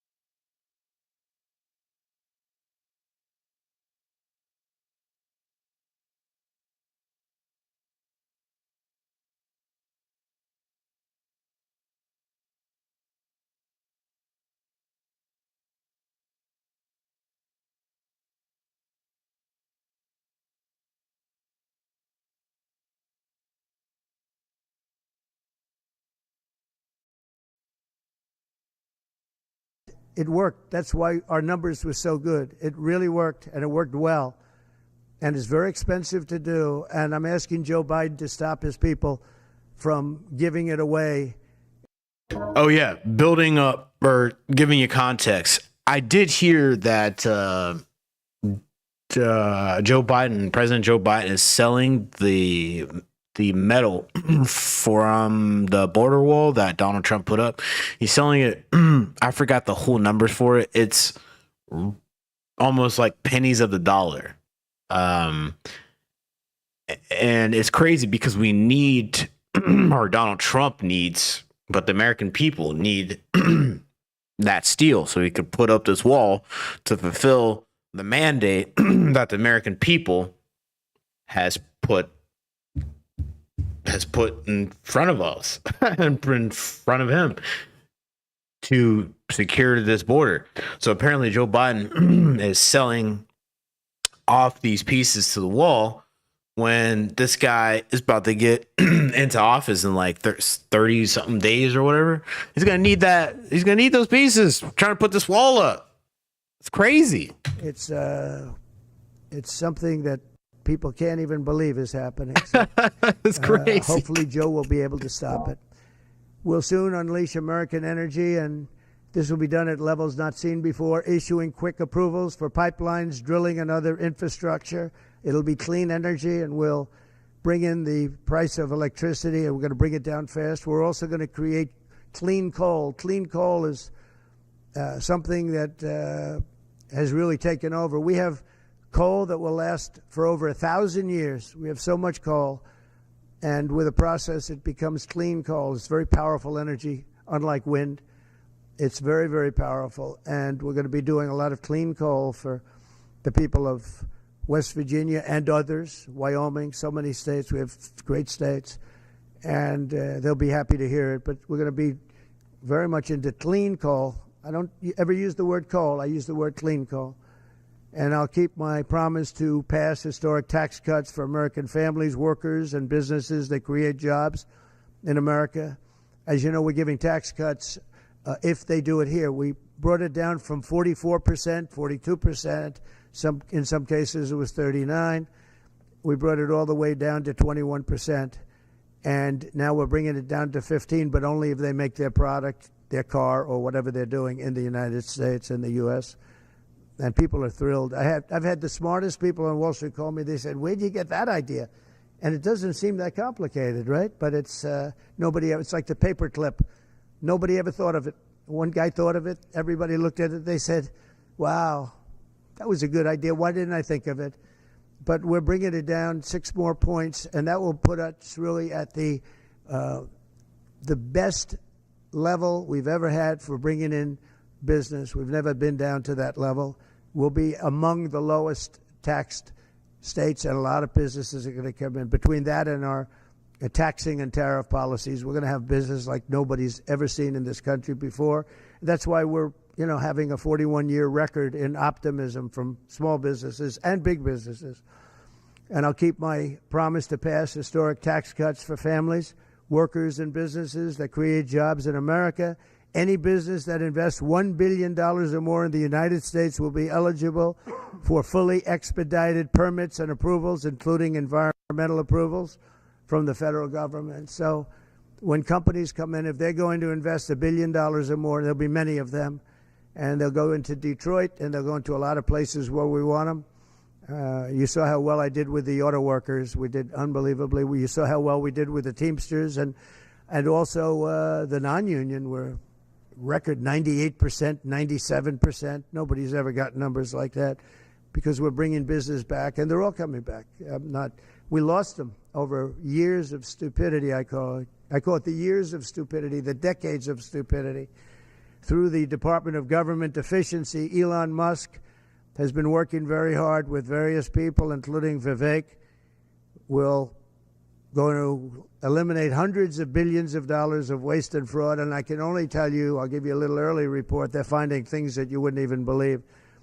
So we're looking to save maybe $2 trillion, and it'll have no impact. What did Vivek and Elon Musk find already? He said they already found some stuff, and man, that's crazy. Oh, man. What they find? Actually, it'll make life better, but it'll have no impact on people. It's not like we will never cut Social Security, things like that. Good. It's just waste, fraud, and abuse. And we'll immediately restore the sovereign borders of the United States and stop illegal immigration, which is costing us, I believe, trillions of dollars a year. I think it's a cost that nobody's ever seen anything like it. I don't know how can you be satisfied releasing prisoners into the United States. Think of this. You're releasing prisoners from jails all over the world, not just in South America. From the Congo, I would talk about it all the time. They're a very big sender of people. But from all over the world, they're sending prisoners out of their jails. Some He of their said jails sender. are That's empty, crazy. and they will be empty soon if this ever continued. I Wow. spoke with the president of Mexico, and as you know, I spoke with Justin Trudeau, which I was going to do a video about that.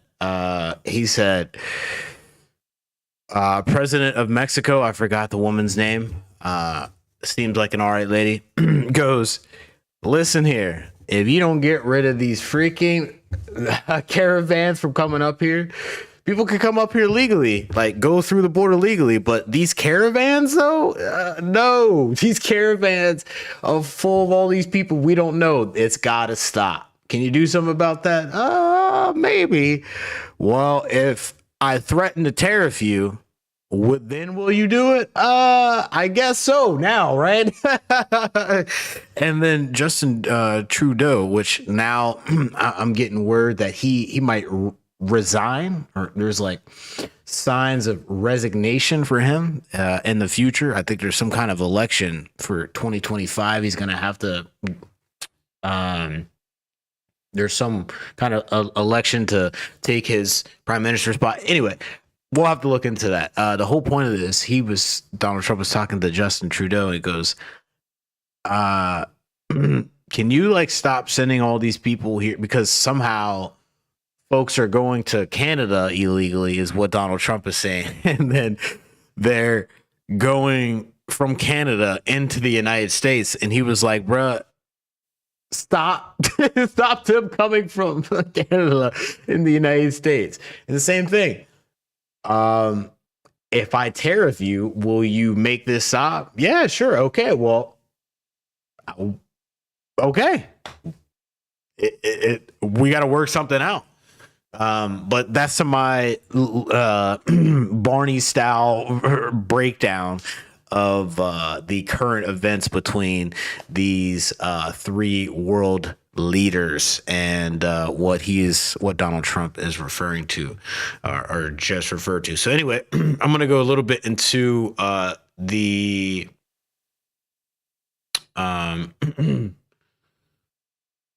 into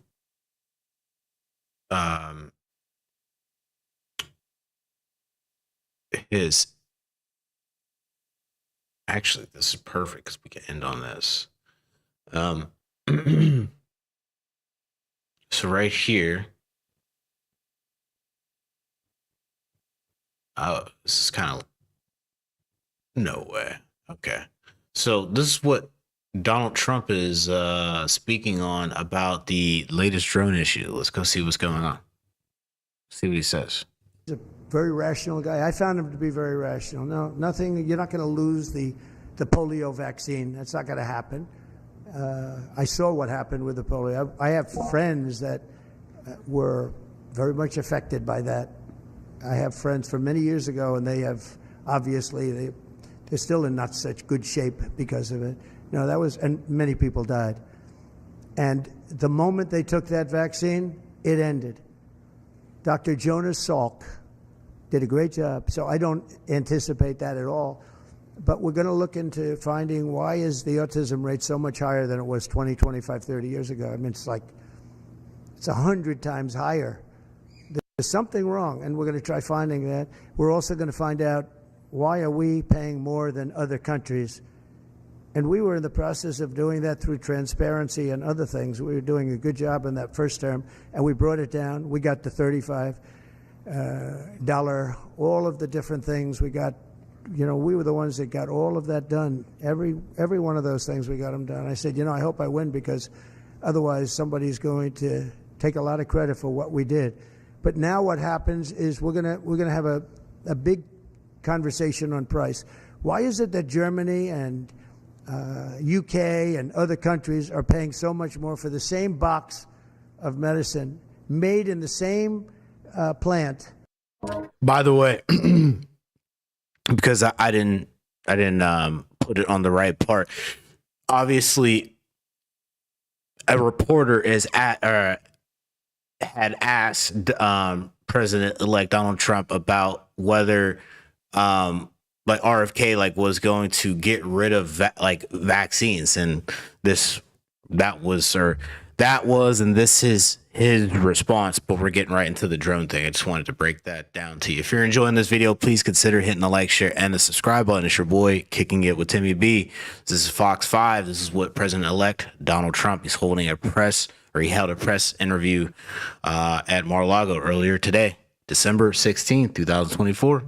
Why is it that we're paying many times more? And I know the answer, because our government didn't do what they were supposed to do. And what I put in place was terminated unexpectedly by the Biden administration, and they shouldn't have terminated it. It would have had a huge impact.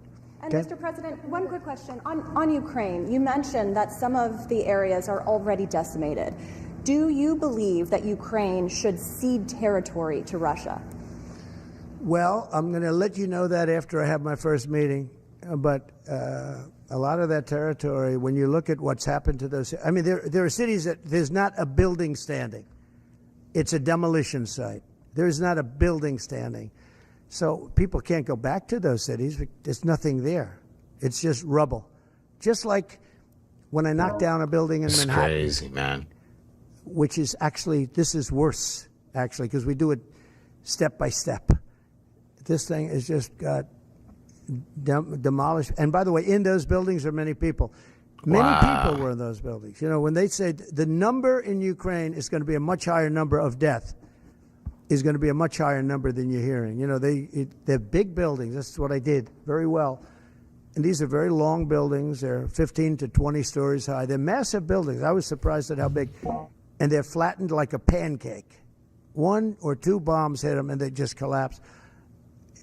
And they'd say, nobody was hurt. Well, nobody knows who was in those buildings. There were a lot of people in those buildings. They're going to find that when they start doing the removal.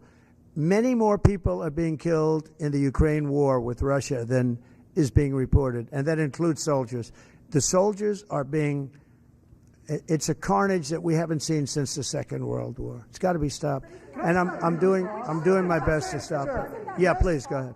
You had a meeting with Mrs. Abe yesterday, but Japanese Prime Mrs. Abe. Mrs. Abe, and Japanese Prime Minister Ishiba is hoping to have a meeting anytime soon. I will do that. In fact, I sent him a memento. I sent him a book, the Prime Minister. But Mrs. Abe was very close with our First Lady, with Melania, and she loved Melania's book.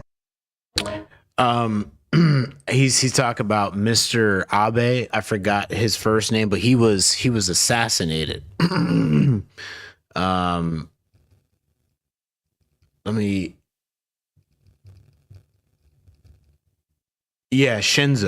Abe. I actually thought he was pretty cool. I would have enjoyed meeting this individual and hearing about Japanese politics and Japanese culture and history. Even though that he was on the Democratic Party and we probably wouldn't even see eye to eye, I would have loved to pick to have some time to just hear his thoughts about politics and especially how he's seen American politics, coming from being a Japanese politician and a prime minister of Japan. And he was assassinated, unfortunately, and very, very sad, a couple years ago. So anyway, let's get back into it. And the whole point of this is this reporter is asking about Shinzo Abe's wife, and then Donald Trump is responding to that. And she called and wanted to know if she could have. I was very close to the Prime Minister, Shinzo Abe. He was great. He was a great man. Oh, man. Like, rest in peace. Wanted to know if it would be possible to have dinner. And it was just out of respect to Shinzo. And yes, I'd love to see the Prime Minister, and we will do that. I actually sent him a book and some other things for him through Mrs. Abe. Will that happen before the inauguration day? It could. If they'd like to do that, I would do that, yeah. Sir, President Trump, just to clarify. I have great respect for the position, and if he'd like to do that, I'd be here. Mr. President, did you have the border that Ambassador to Japan will be George Glass? Is that your final decision? Highly respected man. That's right. Highly respected. He's been an ambassador. That was breaking news. I think Mario Nafal, he's been on it. He has been on it. So I don't have too much information on this last character. I'll have to go do some research and get back to you folks. But yeah, he just appointed someone to be the ambassador of, what is that again? What country is this? I just seen it. Where was it? I don't have it on here. We'll continue. Before. Actually, we'll just go back. Mrs. Abbott. Will that happen before the inauguration day? It could. If they'd like to do that, I would do that. Yeah. Sir, President Trump, just to No, I have great respect for the position, and if he'd like to do that, I'd be here. Mr. President, the border that Ambassador to Japan will be Ambassador of Japan. Yes. Yep. Highly respected. That's why this is all relative to that, right? He's been an ambassador before. Did a fantastic job. We consider Japan very important. He's very highly respected. Okay, couple of Very interesting. Which other world leaders have you invited to the inauguration? The world leaders are calling me, and some Are they really coming? would like to meet. He's said, "Excuse me, lady, they're calling me to pull up. I'm not calling no one to pull up." No, I mean literally, they're calling me, and I'll be seeing some of them. I think it's rude not to. I mean, it's hard to say I'm not going to see you. And I've spoken to way over 100 where they called to congratulate on not only the election but the size of the election, the extent of the victory, and they were great. I mean, I spoke to over 100 countries. You wouldn't believe how many countries there are. And I'm trying the best I can to get back to everybody, but there are a lot of countries, and every one of them, literally everyone called, and it was very nice. So, yeah, I'd see some if some felt it was an emergency. I've seen, as you know, I've seen President Zelensky. He came to France while I was there for the cathedral opening. They actually had about 70 presidents and prime ministers, and in one case, a king, we saw some great people. I also met with William, and I was very impressed by William. I think William is terrific. I was very impressed by William. As you know, I met with him, too. Are you President Trump, question about that. Prince William. Did you invite Zelensky to the inauguration? No, but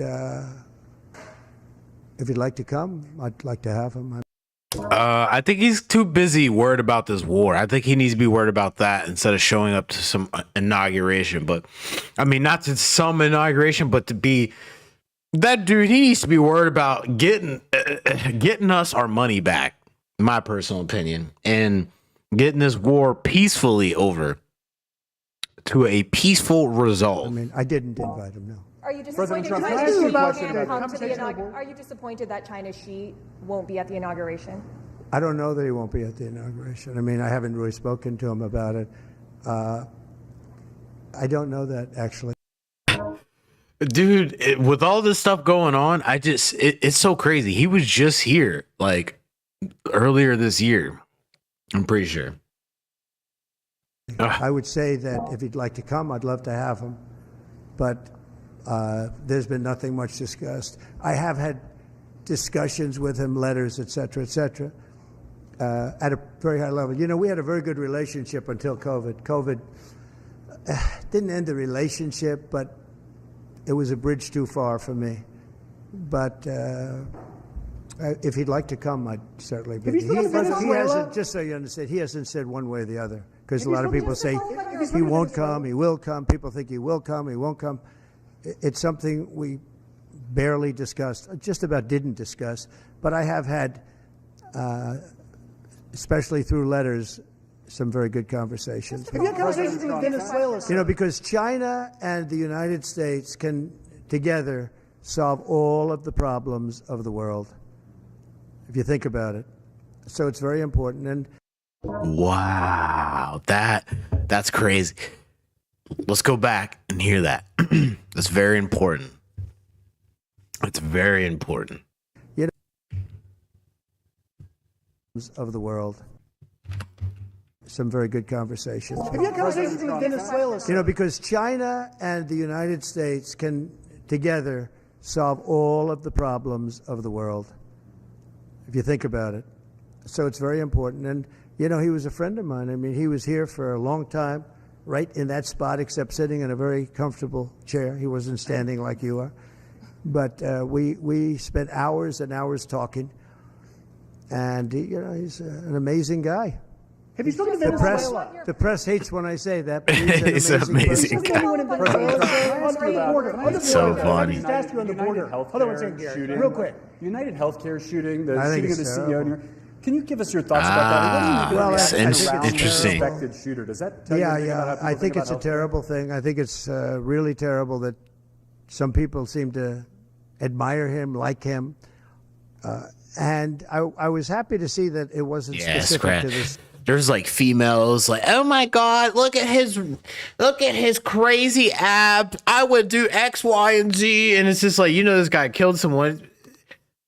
I don't care. He's so hot. I'm just like, man. And then these people, there's like some people who find that the fact that he did take the man's life, the CEO's life, that was justified and hot. It's like, what? These females, some of these folks are just cooked. Gentleman that was killed. It's just an overall sickness as opposed to a specific sickness. That was a terrible thing. It was cold-blooded, just a cold-blooded, horrible killing. And how people can like this guy is, that's a sickness, actually. That's really very bad, especially the way it was done. It was so bad, right in the back. And very bad, thing like that. You can't believe that some people, and maybe it's fake news. I don't know. It's hard to believe that that can even be thought of. But it seems that there's a certain appetite for him. I don't get it. Yeah, please. Could you just comment on? I want to expand on the defamation lawsuits. Could you see moving that to other people with individual platforms, social media here we go. influencers, people that Or newspapers, yeah. Here we go. There's some I do. insight here. I think you have to do it because they're very dishonest. We need a great media. We need a fair media. He said you have We need, to. it's very important. And we need borders. We need walls, but we need borders, and we need fair elections. You look at California, millions and millions of ballots were sent out. They're still counting the vote in California with the machines. They're counting the vote. If you had paper ballots, the votes would have been counted 4 weeks ago, 3 weeks ago. Oh, it's crazy. No, you need fair elections, you need borders, and you need a fair press. And the press is, no, I see others. I have a few others that I'm doing. I'm going to, as an example, I'm doing this not because I want to. I'm doing this because I feel I have an obligation to. I'm going to be bringing one against the people in Iowa, their newspaper, which had a very, very good pollster who got. I just heard about this. Is this Jan Stolten or Stelzer? Jan or Ann Stelzer? I think that's her name. Got me right all the time. And then just before Is the pollster that he's talking about that this lady like hyped up Kamala Harris winning, and it was by like 3 or 4 points or something that she was winning, or it was like supposed to be this massive Kamala Harris win, and then it turns out to be a massive Donald Trump win, and they go, what happened to you, lady? You're supposed to be one of the best pollsters out there. She goes, I don't know. I don't know what happened. I don't know. I don't know why Kamala Harris didn't win. I don't know how Donald Trump won. And supposedly by her hyping up Kamala Harris in that instant, like that was kind of, what do they say? Like, I mean, Donald Trump can take legal action pretty much. I don't know. I forgot like what it's called. What is it, like defamation or it's election interference is what Donald Trump, I think, can push alleged. I mean, he's about to talk about it here, but yo, this is crazy. This is so wild to put all this stuff together. This lady was this legendary pollster that said Kamala Harris was going to win, and then she lost. And by doing that, that's election interference, because you're interfering with the election by telling people that convincing people of your numbers are so accurate that this person was going to win, and then they lost by this amount. Is that really interfering? Yo, it's crazy. Election, she said I was going to lose by 3 or 4 points, and it became the biggest story all over the world because I was going to win Iowa by 20 points. The farmers loved me, and I loved the farmers. And it was interesting the way she did it. She brought it down 2 weeks before. She said I was going to only win by 4. That was a big story. But that was good because she brought it down from like 22 points to 4 or whatever the number was. Way up. An easy win. Never even thought to go there. I respect them. I love them. And they understand there's no reason to go there because she brought it from way up, walk away, which it was. And it turned out to be in the election, too, by the way. It was a win by many, many points. And then she brought it down very smartly to 4 a couple of weeks before. And everyone said, wow, that's amazing. He's only up by 4 points. Then she brought it down to where I was down by 3 or 4, whatever number she used. And that was the Des Moines Register. And it was their parent. And in my opinion, it was fraud and it was election interference. You know, she's gotten me right always. She's a very good pollster. She knows what she was doing. And she then quit before. And we'll probably be filing a major lawsuit against them today or tomorrow. We're filing one on 60 Minutes. You know about that. By the way, supposedly this lady that he's referring to quit like 2 days after the election. So she was so wrong. What it comes down to, this lady was so freaking wrong that she had to go, you know what? I can't even do this job anymore. Woo! It just doesn't stop. Now he's about to continue with the other lawsuits. Let's get into it. Kamala's answer, which was a crazy answer, a horrible answer, and they took the whole answer out and they replaced it with something else she said later on in the interview, which wasn't a great answer, but it wasn't like the first one. The first was grossly incompetent. It was weird. And that was fraud and election. He said grossly incompetent. It was weird. Oh, man. It just don't stop. Interference by their news magazine, a big part of CBS News.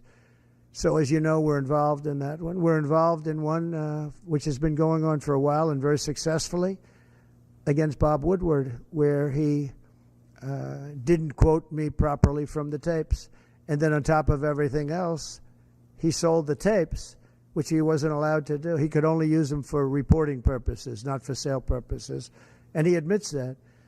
And I think we'll be successful on that one. And we have one very interestingly on Pulitzer, because reporters at the New York Times, Washington Post got Pulitzer Prizes for their wonderful, accurate, and highly professional reporting on the Russia hoax. Well, it turned out to be a hoax, and they were exactly wrong. People, like many people, John Solomon, Sean Hannity's not for Pulitzer, but Sean Hannity got it right. Many people got it right. Tucker got it right. Shout out to Tucker Carlson. For time purposes, folks, I think we're just going to speed this up here. I just want to catch the last little bit of this. Let's see what he has to say. Equipment that they left behind, because we weren't going to leave any equipment behind. Not 10 in cents. Afghanistan? We were going to take every screw and every bolt. Yeah, the biggest difference is that people want to get along with me this time.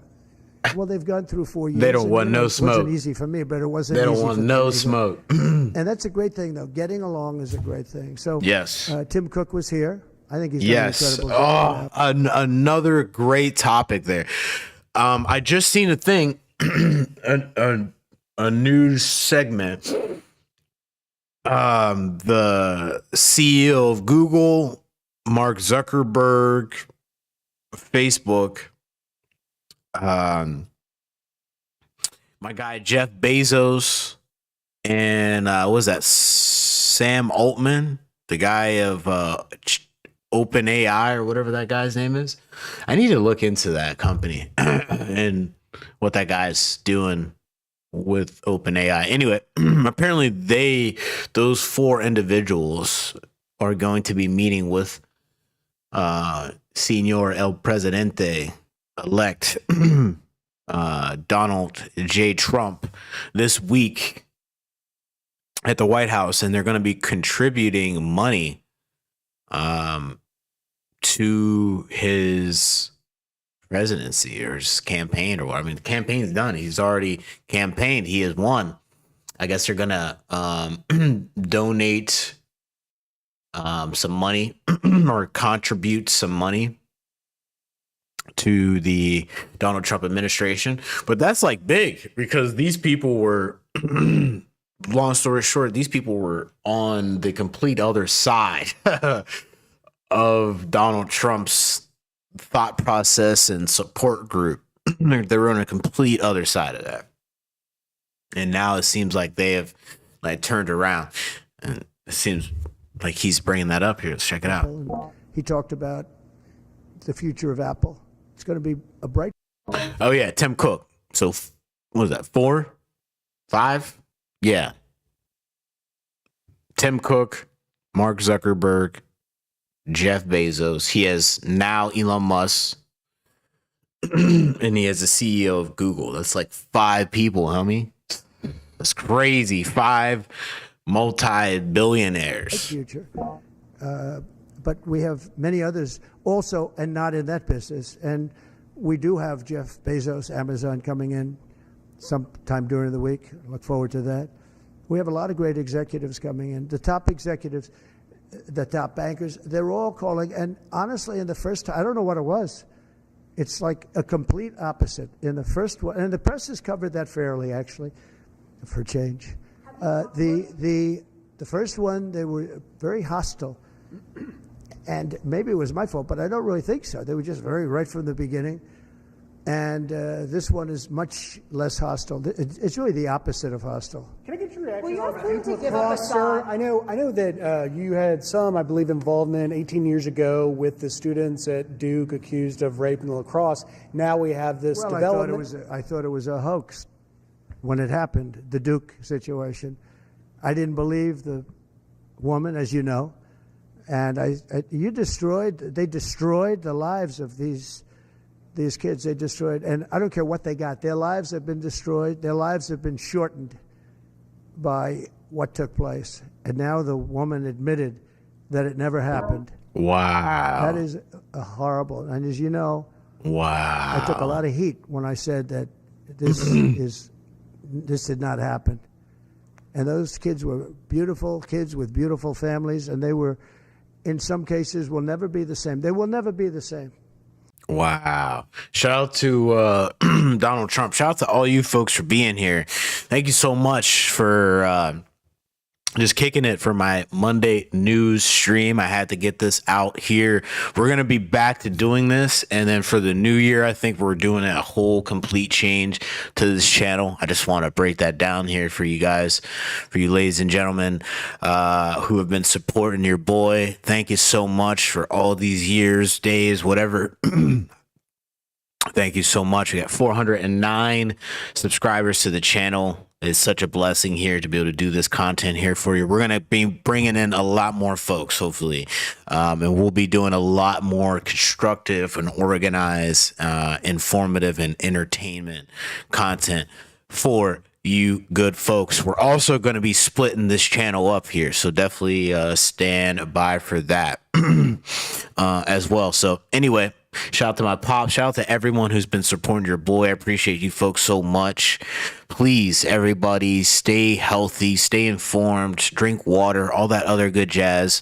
I'm going to leave all the links and that we just covered for this broadcast in the description below. Make sure you hit the like, share, and the subscribe button, especially if you're new to the channel. I'd love to have you here. Come on back. Come on back now. But yeah, there's a lot of pressing issues going on like right now. Please stay informed.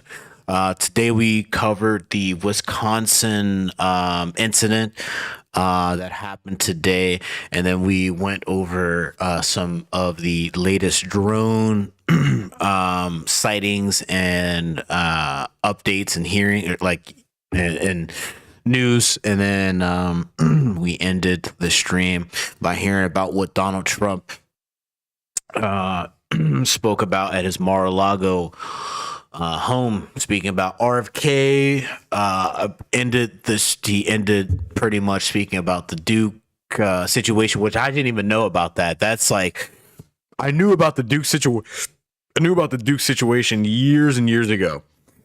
I'm going to do a little bit more research onto it to update myself. But that's crazy to find out if this is true, what he's saying, that this woman lied about those accusations about on those men to ruin their lives, because just like he said, those people's lives will never be the same again. If it was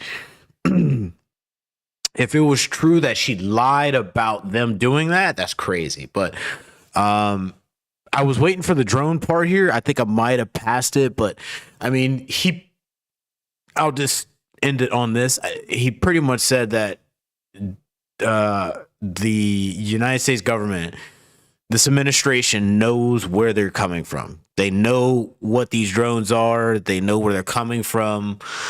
And if they didn't, and if they aren't their drones, they know where they're coming from. So he said if they're coming out of a garage,